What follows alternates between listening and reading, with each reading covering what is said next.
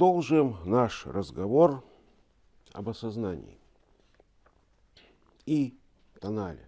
Наверное, прежде всего следует понять,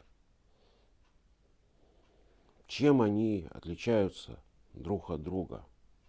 А отличаются они принципиально.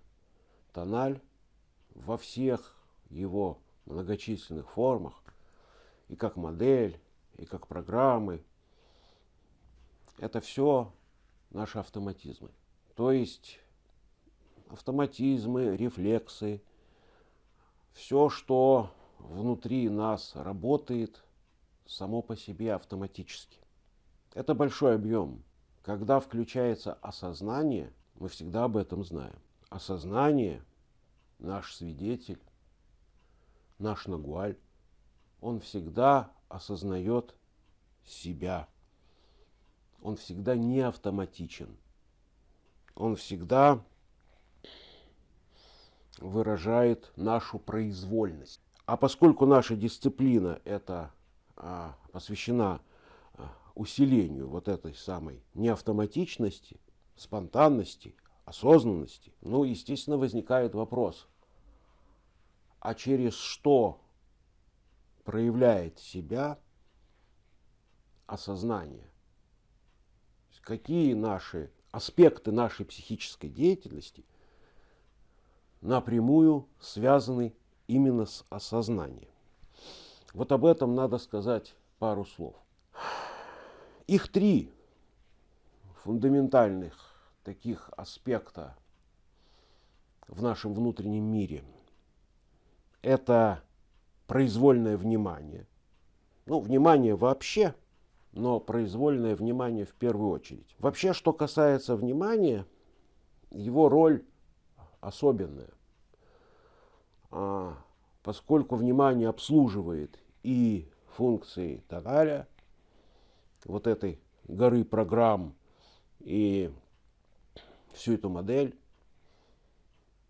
и нашу осознанность. Иногда внимание становится тоже автоматическим. Над этим надо специально работать. Осознанное внимание, произвольное внимание.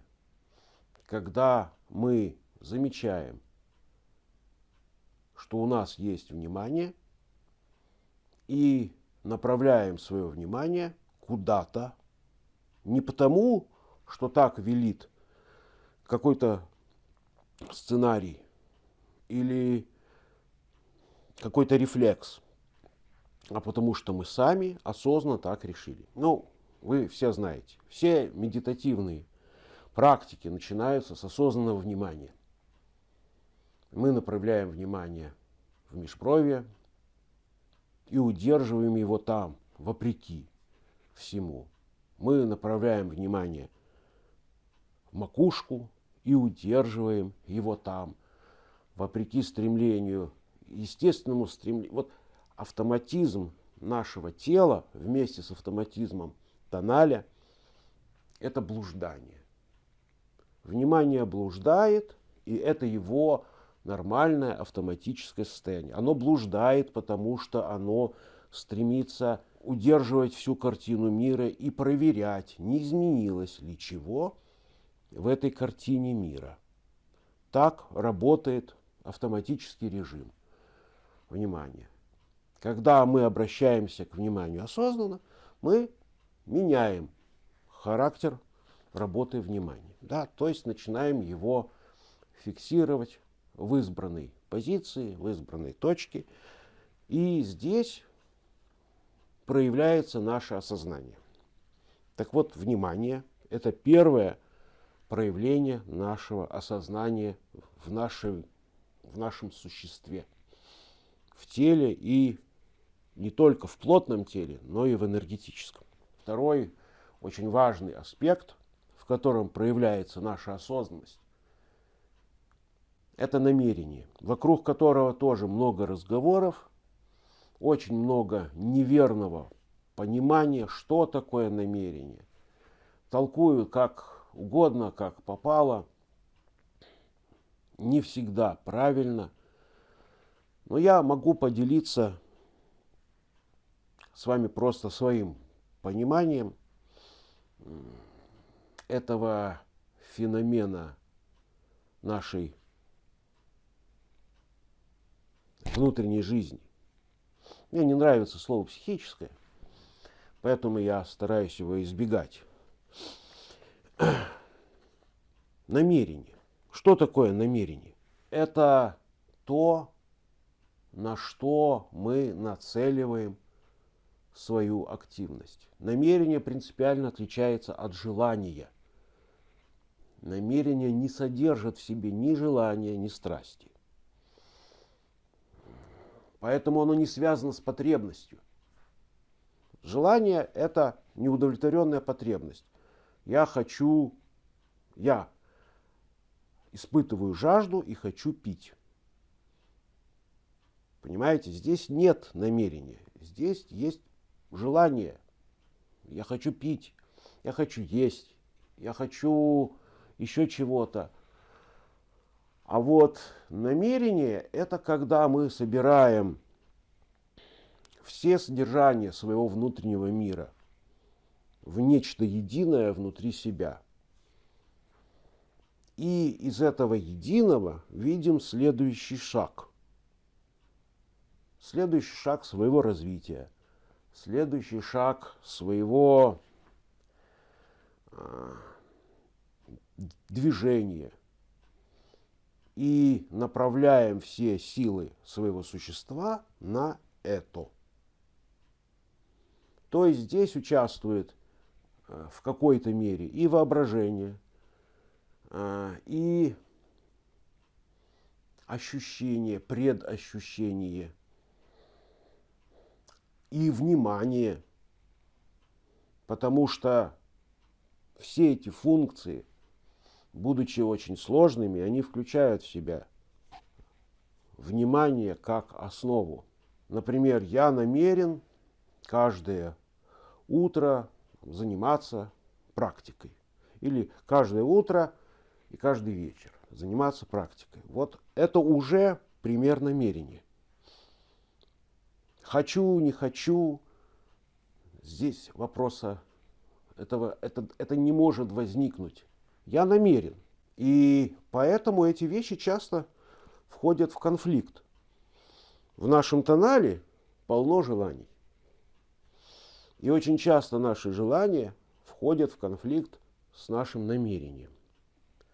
Иногда побеждает намерение, а иногда побеждает желание. Так вот, когда мы можем поддерживать свое намерение,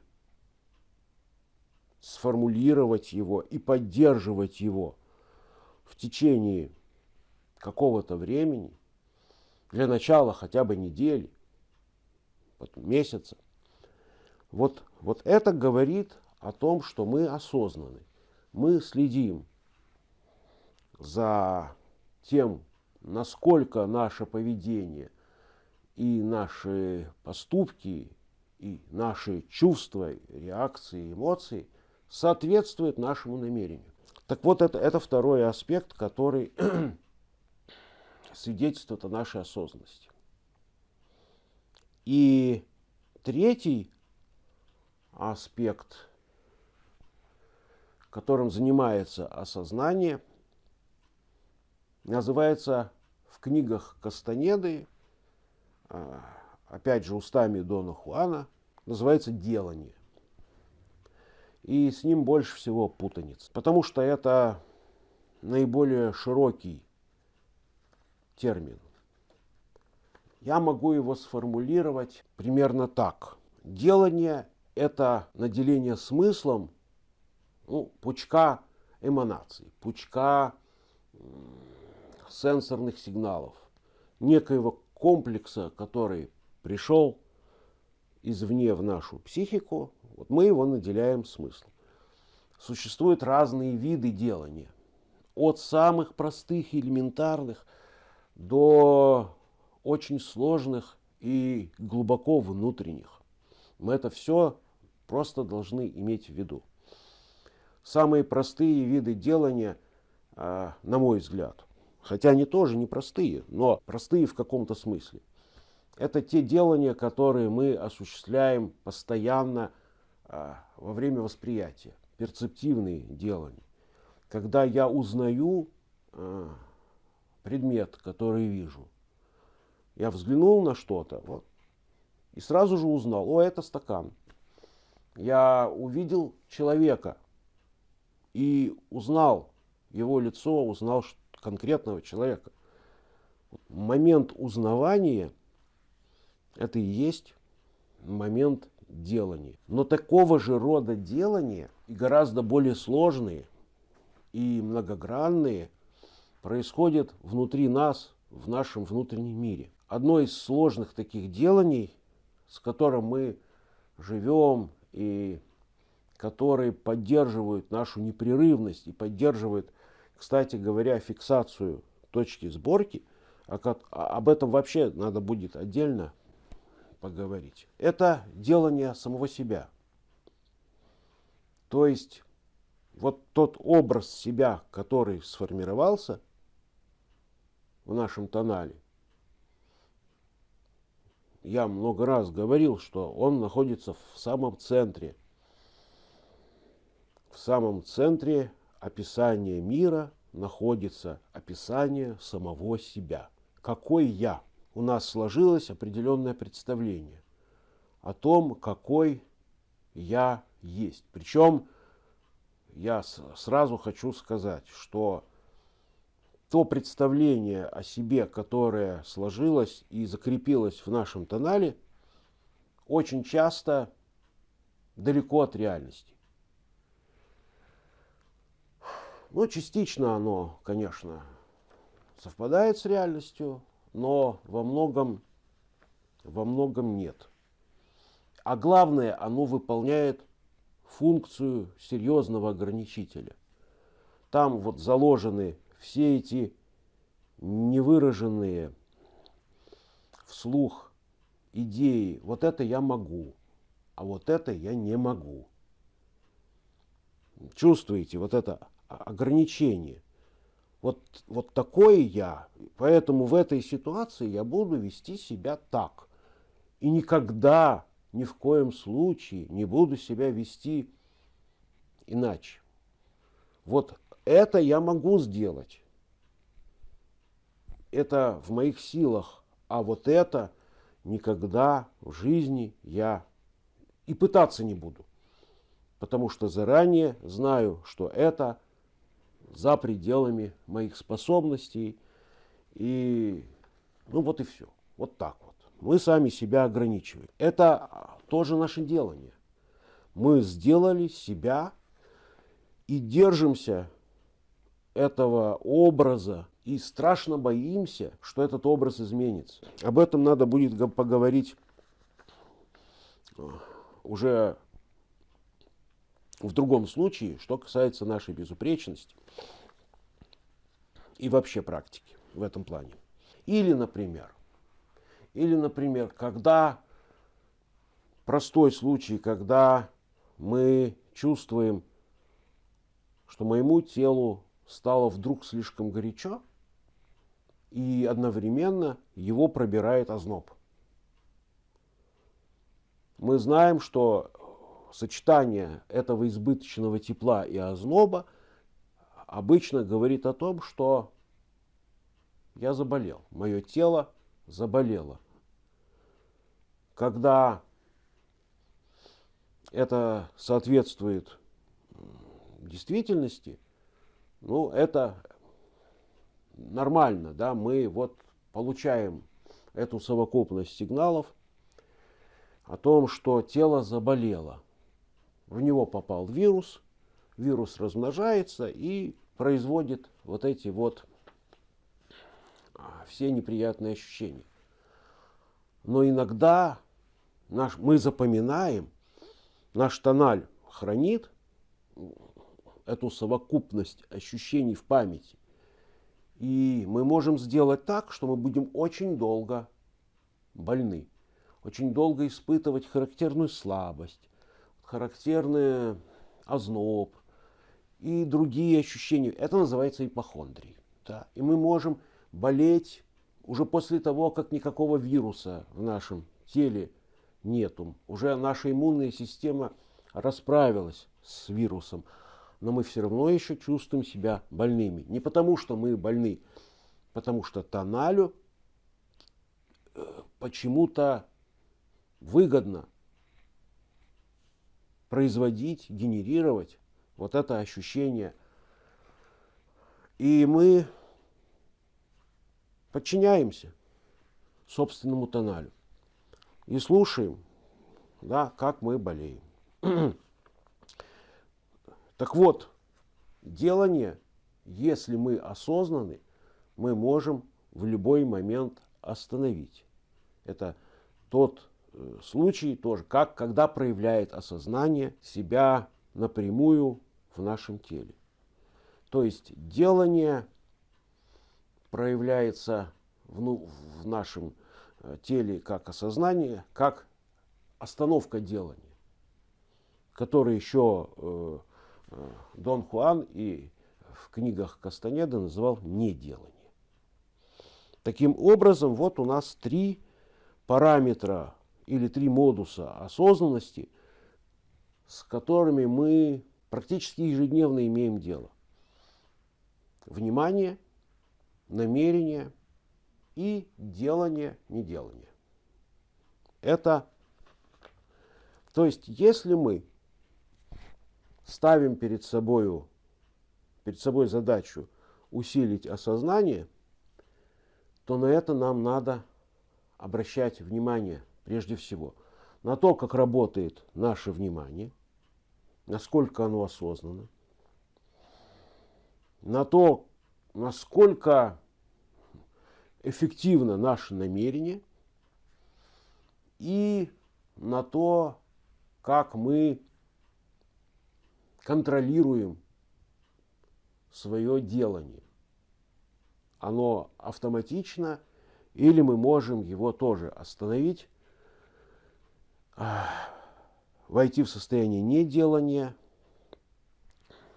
в тот момент, когда нам это нужно. Более того, каждое чувство и каждая эмоция собирается внутри нашего тоналя и нашего внутреннего мира по индивидуальной схеме. Во-первых, надо сказать, это самое важное, что у нас есть 3, я их назвал в свое время базальных комплекса эмоций и чувств, связанных с 3 темами. Страх смерти, чувство собственной важности и жалость к себе. То, что связано с темой страх смерти, включает в себя множество видов тревоги и страха, которые мы переживаем в связи с актуальными, неактуальными причинами. А чувство собственной важности – все то, что касается важности, во-первых, нашей собственной персоны, того, как мы себя видим, как мы себя представляем. Во-вторых, тех вещей, которые мы считаем важными внутри вот этого описания.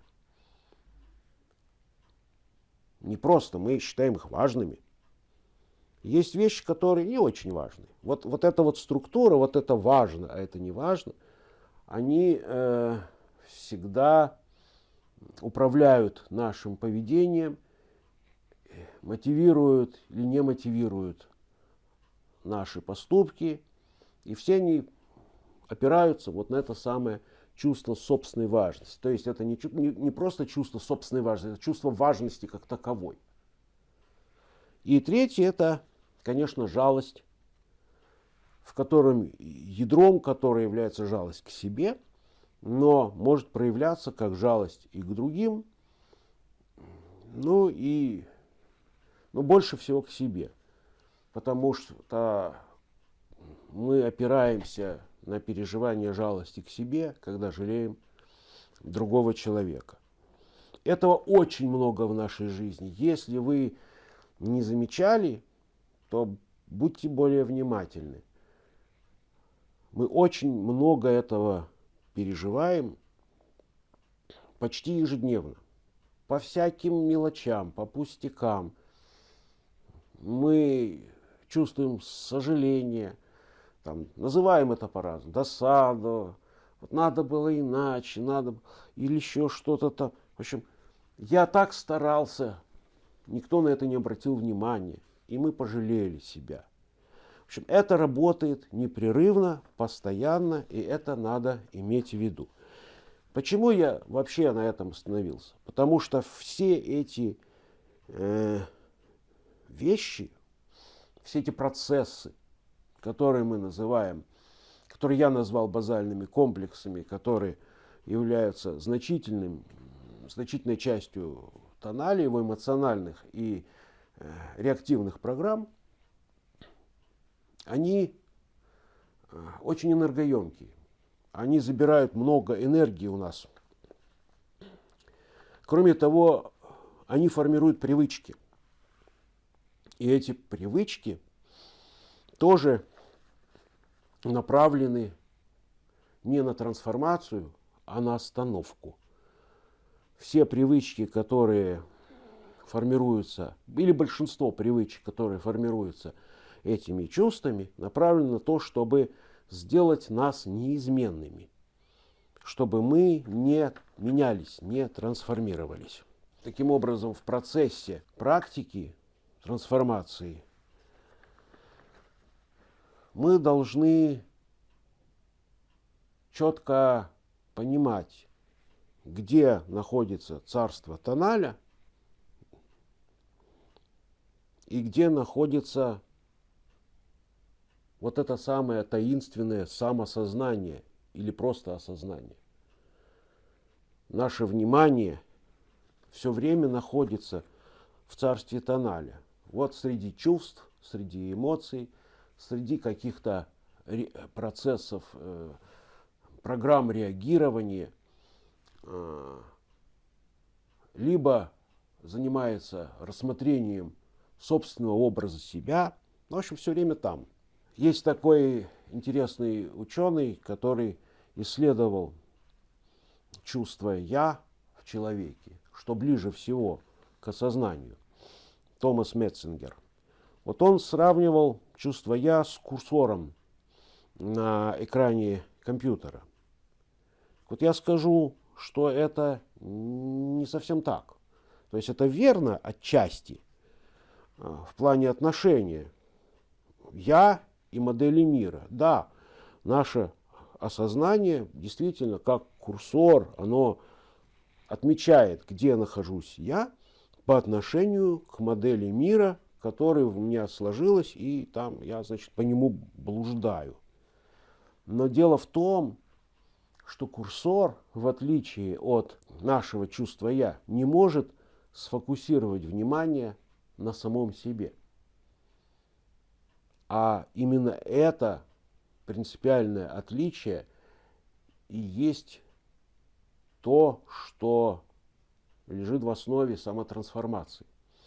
Когда мы можем сфокусировать собственное внимание на этом самом осознании, мы замечаем, что это всегда область какая-то в нашем внутреннем мире, в которой нет ничего того, что есть в тонале. Да? Там нет страха, нет жалости, нет важности. Там пусто. Поэтому во всех духовных традициях, которые занимаются этим на практике, например, как в буддизме, да, вот эта пустота, она начинает проявлять себя и как-то оформляться в виде идей, шунья, шуньята и так далее. Вот такое пустое место, если вы его заметили и смогли сфокусировать на нем внимание, становится стартовой площадкой для вашего пути трансформации. А об остальном мы поговорим уже в следующем видео.